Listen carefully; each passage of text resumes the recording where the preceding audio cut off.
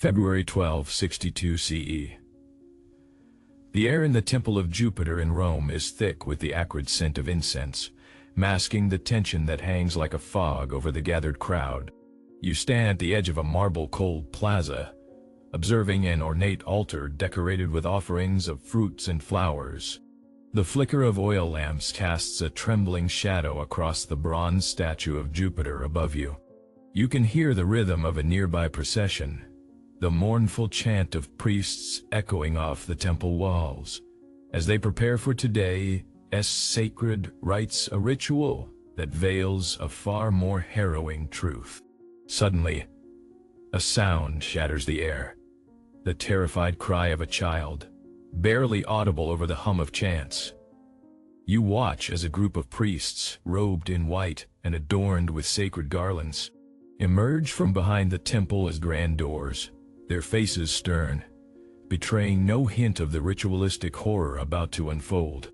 Today, the priests are here to appease the gods, but beneath their piety lies a disturbing secret. Child sacrifices hidden in the recesses of ancient religion. As one priest raises a ceremonial dagger high, the collective breath of the assembled gathers. It's a moment steeped in anticipation and dread. For every flicker of reverence shown, there lies the probing darkness of desperation, a desperation that felt far too familiar among the influential families who thrived on sacrifice. You feel your heart begin to race. This is not merely a clash of faith and fear, but a reflection of the lengths that the ruling elite would go to maintain power within the volatile might of Roman society. As the dagger flashes between the sunlight and shadows, you shudder at the realization that this is not an isolated occurrence. It has happened many times before. Contemporary accounts tell of these offerings, woven into the fabric of life within the city, a practice that involved the voluntary and involuntary. Children were the favored sacrifice, innocent lives exchanged for the promise of prosperity, political favor, and divine protection. The tales recorded by Roman historian Tacitus tell of ritual rites performed under the guise of devotion, masking a truth far more brutal. In his annals, Tacitus notes how these sacrifices were often secretly orchestrated by Rome's elite to secure their status in a world where loyalty was fickle, and betrayals lurked in the shadows like venomous snakes. The gods must be appeased, one priest whispers, the echo of his voice carrying a weight of anguished legitimacy as the dagger hovers above its unspeakable target. In this temple, the future of the Roman ruling class is intricately intertwined with the sacrifice of the powerless. You now grasp the true scale of the horror. These rituals were not sporadic events lost to time. They were ingrained in Roman law and culture, condoned and accepted by society in a systemic tapestry of cruelty. Archaeological evidence from various sites across Italy points to the charred remains of infants found in burial urns, further emphasizing that this gruesome practice spanned generations. The literary accounts left by Roman authors, combined with the haunting physical evidence, tell us of a tradition steeped not only in religion but societal expectation, where parents would willingly offer their children to remain in the good graces of the gods and the power they served. Yet, this was not wholly selfless devotion. Every sacrifice marked an attempt to erase fear of the gods' retribution amidst the backdrop of civil unrest. These dark rituals assured the masses that the political powers would remain unchallenged, and stability would flourish in exchange for blood. In desperation, they turned to old traditions. The philosopher Seneca would later comment in his writings, reflecting the dark reality of a society that perpetuated its secrets, turning ritual into performance art drowning in blood. You shiver as the air turns electric, anticipation gripping not only the crowd but your very being. The blade descends, and with it goes the final remnants of innocence. The cries, the gasps, silence. This was not just a moment of terror for you to witness, it was a glimpse into the systematic horror that defined ancient Rome, revealing the filth hidden behind the facade of religious devotion. In this historical theater, the priesthood stood at the helm, manipulating the fears of the populace, a power they concealed beneath flowing robes and rituals that were as grand as they were horrific.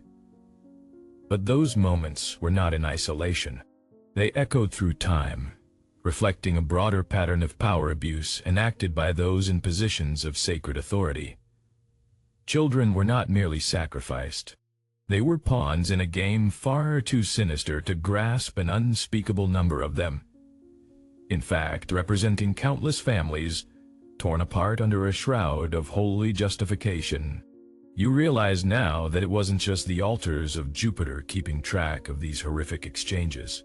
Numerous temples across the Roman Empire functioned as sites of sacrifice where laws governing religious rites often overlooked child welfare in pursuit of favor and divine blessings. Historical records reveal staggering estimates. Thousands of sacrificial offerings made each year to appease the deities who ruled over every aspect of Roman life. But the truth was buried deeper, concealed behind the long shadows cast by these ivory towers. Historians like Dio Cassius and Pliny the Elder documented these practices not as direct criticism, but rather as part of the complex fabric that was Rome's identity, a narrative woven where the ends consistently justified the means. As the crowd disperses from the temple, the tang of smoke still lingers in the air, a poignant reminder of the brutal truth you now carry. The temple, its marble surfaces polished, and its altars polished, seeks to hide the reality that many fathers and mothers, driven by fear of the divine, will succumb to this ghastly rite, passing their own children into the hands of priests blinded by power. With each passing day, the city's pulse thrums redder, unfamiliar to those who only see the glory. The true power of the temple lies not in stone or statues, but in the ability to channel fear and manipulate devotion. And in doing so, it perpetuates a cycle of pain that has not faded even in the light of centuries past. You understand now, firmly, that these secrets did not dwell only in the shadows of history, but rather thrived in the human heart, where darkness intersects with desire. And in the end, there will always be a price. You want to learn more about how this facade of piety drapes itself over a systematic pattern of brutality, where the innocent were sacrificed and the blood of children stained the sanctity of ancient religions. Join me as we peel back layers of obscurity, revealing the turbulent truths hidden within these sacred walls that chroniclers tried so hard to suppress. Unveiling the greater horrors in the quest for power and sacrifice. In the heart of this ancient world lies a shadow that is too large to ignore. A legacy buried under layers of time, a legacy that demands recognition, shattering the illusion of divine favor, and exposing the shocking reality of human sacrifice cloaked under religion's guise. As we delve further into this dark tapestry, remember the cries that echo through time. They were voices once heard, now merely whispers lost within the grandeur of temples. What other secrets do the Roman structures hide, and at what cost have the gods truly claimed their thanks? Within moments of the bloody dagger's plunge, the temple remained suffused with the silent echoes of the unspeakable horror that just unfolded.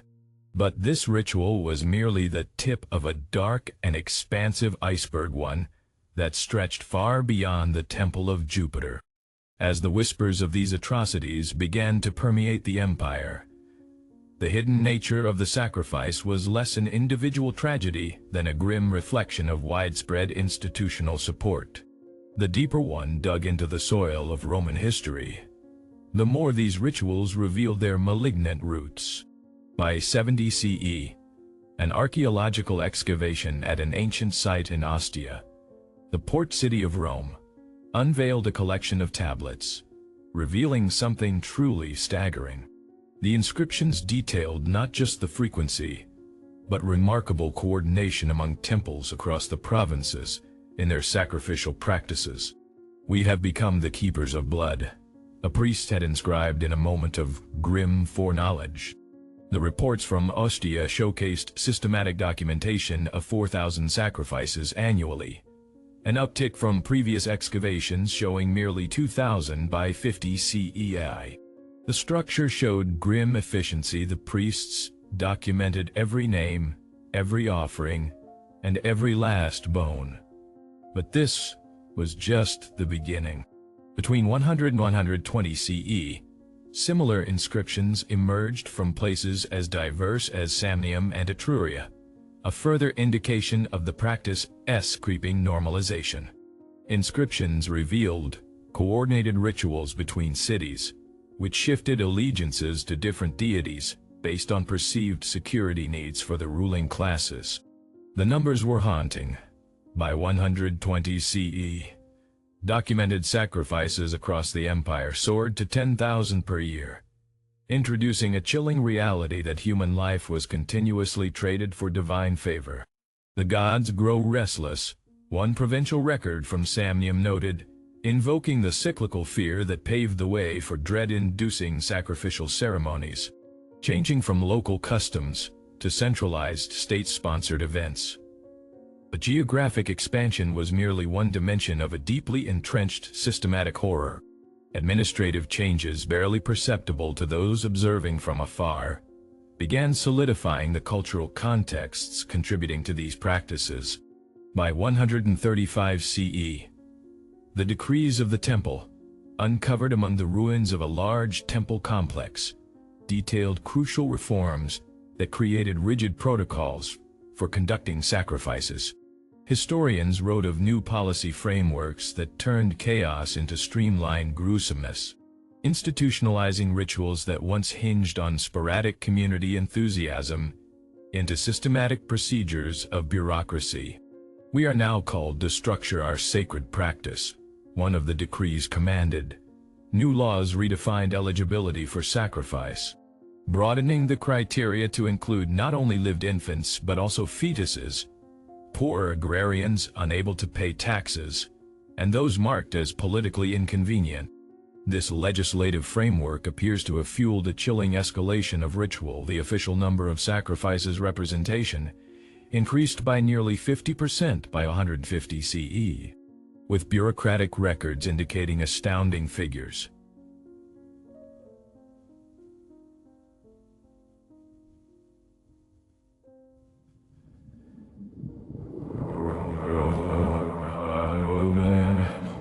Offerings annually, many of which comprise those in the most desperate circumstances within society. The sprawling archives kept in temples indicated rigorous inspections. Letters from officials addressed to provincial governors reflected a shift towards harsher criminalization. "Let us not forget the importance of pleasing our gods" became a recurring phrase among those overseeing these heinous rites. As the years progressed, the demands of each deity grew insatiable, compelling leaders to repeatedly pacify divine wrath, tyranny masked as religion.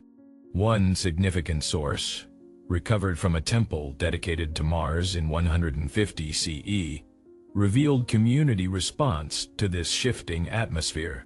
Citizens began to navigate their fear by participating willingly in the rites. A troubling normalization had overtaken Roman life. Public discussions filled with anticipation rather than dread. Rumors circulated that priests experienced greater political power based on the success of their sacrificial feats.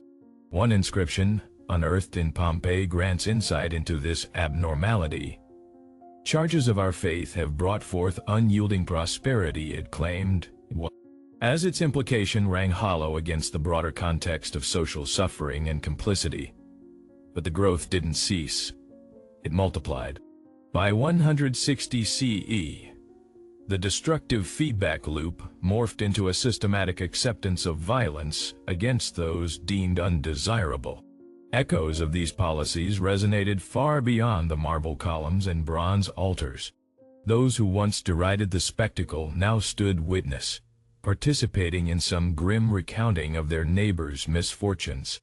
Disturbing letters preserved from one prominent merchant expressed resignation. "One must not defy the fate sealed by our forefathers. To attempt otherwise is to invite calamity." This societal disintegration continued to litter the records kept within temple archives. Detailed ethnographies recorded in 170 CE highlighted population changes, with emerging patterns showing a direct correlation between economic downturns and escalated rates of sacrifice. Census data collected through the years indicated that towns experiencing famine invariably reported increased offerings to ensure bountiful harvests. Even as the numbers faced stark highs, 40,000 recorded sacrificial deaths documented by 180 CEA. Such revelations were indicative of something extraordinarily sinister, a gradual desensitization that had gripped both the cities and the temples alike, entwining fear, fate, and fanaticism into one unbearable narrative. Witness accounts preserved in inscriptions inadvertently disclosed how ornamented altars transformed over decades into symbols of despair, and participation became emotionally charged. Lessened fear for individual lives meant more omnipresent prayers required blood. One noteworthy record from Hierapolis, penned in 185 CE, provides chilling evidence of how the community reconciled despair with faith. "Blessed are the trees that drink from our blood," it read, an acknowledgement that more offerings resulting from emotional deterrence ensured that unworthy lives would continue to fill the gods' appetites. It seemed a grim bargain was set upon them. The priests were granted not just power, but a thrumming certainty that life itself was forfeit. As one delved in deeper, one must inspect how, beneath this layer of normalized brutality, the foundation and identity of Roman society were at risk. Public inscriptions began reflecting internalized guilt, yet justified in moral fortification. In 200 CE, inscriptions discovered in the necropolis of Necropolis Magna would forcibly remind society that each death at the altar serves a purpose, establishing validation of even the most grievous events and their acceptability amidst the intertwining fates of life and death. Women's perspectives also emerged within this electric discourse, many pushed to an ideological edge. Analyzing structures of devotion through engraved stones unearthed from sacrifice outposts, contrasting gender roles emerged as female priests exhibited a unique blend of authority while simultaneously serving as participants in ritualist birth-sacing protocols.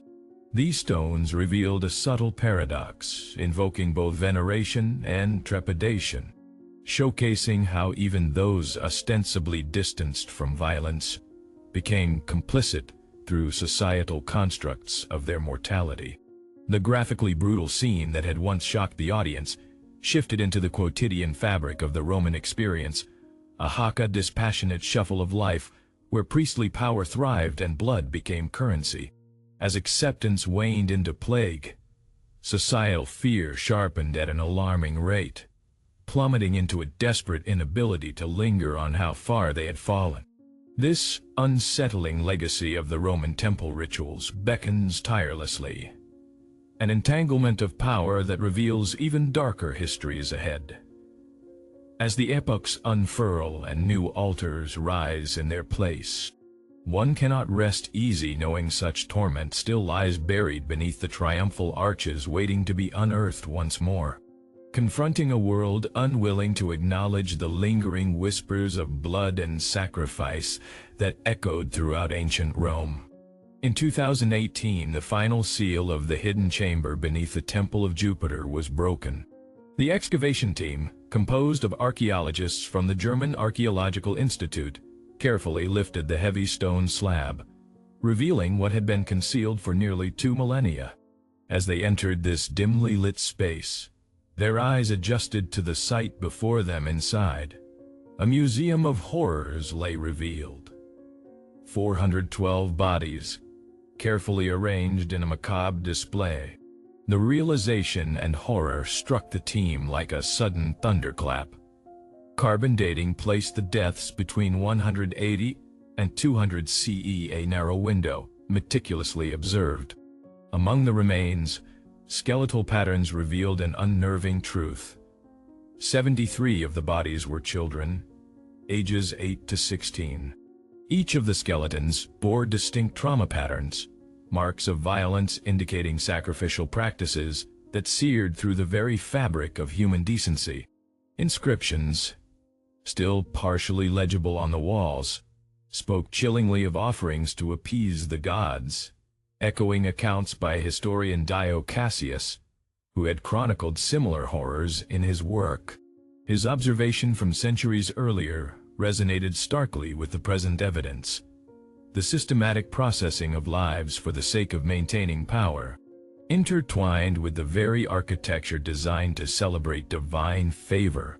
As they unearthed more artifacts, the team uncovered ceremonial daggers, cloaked in the residue of ancient blood, evidence of deliberate and horrific rituals that sustained the political elite.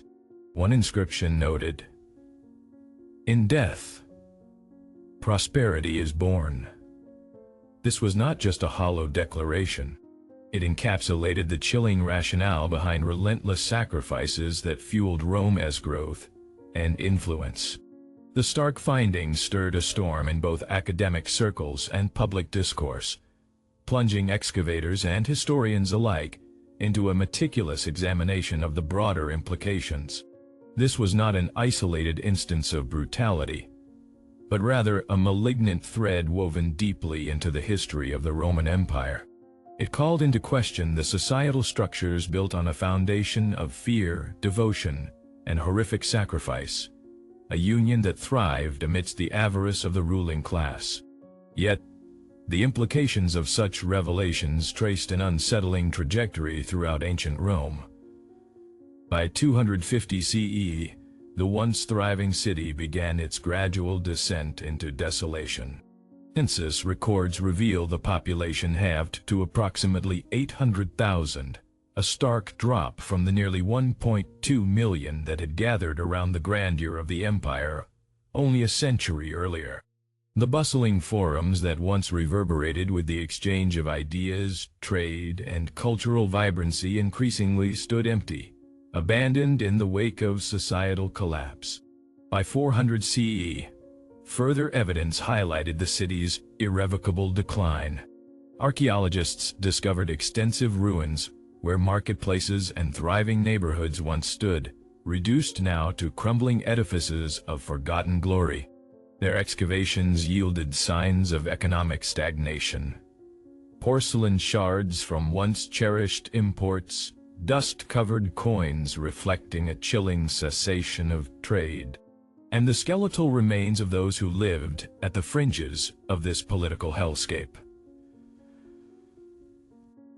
It was a demarcation of a civilization, unable to maintain the very order founded upon the whims of dark rituals. Cultural history faded into whispers, and as the imperial grip weakened, so too did the religious structures that had once anchored societal norms. The linked vastness of political and divine power began to fray, leading to military defeats and civil strife, the very processes of deterioration that surged forth from the dark practices of a society that had normalized the horrific exchange of blood for prosperity. This disturbing revelation ties closely to the greater legacy ancient Rome left behind, a reflection of humanity's darkest tendencies toward manipulation and subjugation, hidden behind the guise of spirituality. The pattern is recognizable: bureaucratic normalization, official documentation veering into atrocities, and a mass complicity turning a blind eye to the brutality that fueled civilization. The markers are evident not only within ancient scripts, but across the annals of modern history where children are often sacrificed, tools and agents of greater social or political agendas. These dark rituals of the past echoing in the shadows of history find disconcerting parallels in more contemporary scenarios. The documented systematic approaches found in Nazi-Wannsee protocols, 1942, Cambodian S-21 records during the Khmer Rouge regime, 1975 to 1979, and Rwandan broadcasts leading up to genocide, 1994, illustrate that the sinister intertwining of power, fear, and blood sacrifice runs deep through time, climatically surfacing again under different guises. The legacy of these practices serves as a poignant reminder of the human proclivity toward sacrifice for gain, a cycle that, if left unchecked, threatens to re-emerge in any society that turns a blind eye to brutality masked as tradition. As we reflect on these discoveries, we are once again faced with the shadows they cast upon civilization. If this historical analysis has revealed the depths of human ambition and its sacrifices, consider delving deeper. The history intertwined with our present is rich with lessons waiting to be uncovered. Knowledge is power, but understanding our past gives us the vision needed to shape our future.